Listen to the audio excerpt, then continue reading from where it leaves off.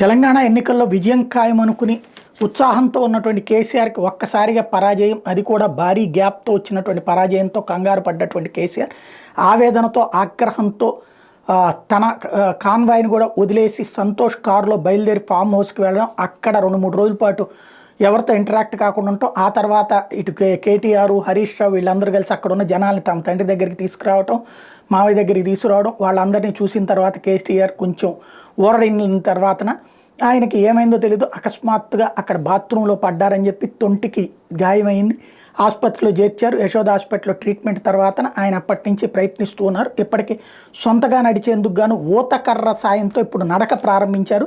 తుంటి ఎముక శస్త్రచికిత్స అనంతరం కోలుకుంటున్న బీఆర్ఎస్ అధినేత కె చంద్రశేఖర్ చేతికర్ర సాయంతో అడుగులు వేస్తున్నారు. గత 4 రోజులుగా నందినగర్లో తన నివాసంలో వైద్యుల పర్యవేక్షణలో ఉన్న కేసీఆర్ 4 రోజుల క్రితం ఎర్రవేలి వ్యవసాయ క్షేత్రానికి చేరుకున్నారు. వైద్యుల పర్యవేక్షణలో కేసీఆర్ అడుగులు వేస్తున్న వీడియోను రాజ్యసభ ఎంపీ జోగినవల్లి సంతోష్ కుమార్ బుధవారం ఎక్స్లో పోస్ట్ చేశారు. చేతికర్ర సాయంతో వేసే ప్రతి అడుగులో తిరిగి శక్తిని పుంజుకుంటున్నారు. కొద్ది రోజుల్లోనే పూర్తిగా కోలుకుని దృఢ సంకల్పంతో ప్రజల ముందుకు వస్తారని పేర్కొన్నారు. బీఆర్ఎస్ కార్యకలాపాల్లో కేసీఆర్ త్వరలోనే పూర్తి స్థాయిలో పాల్గొంటున్న వార్తల నేపథ్యం తెలంగాణ భవన్లో ఏర్పాటు చేస్తున్నారు.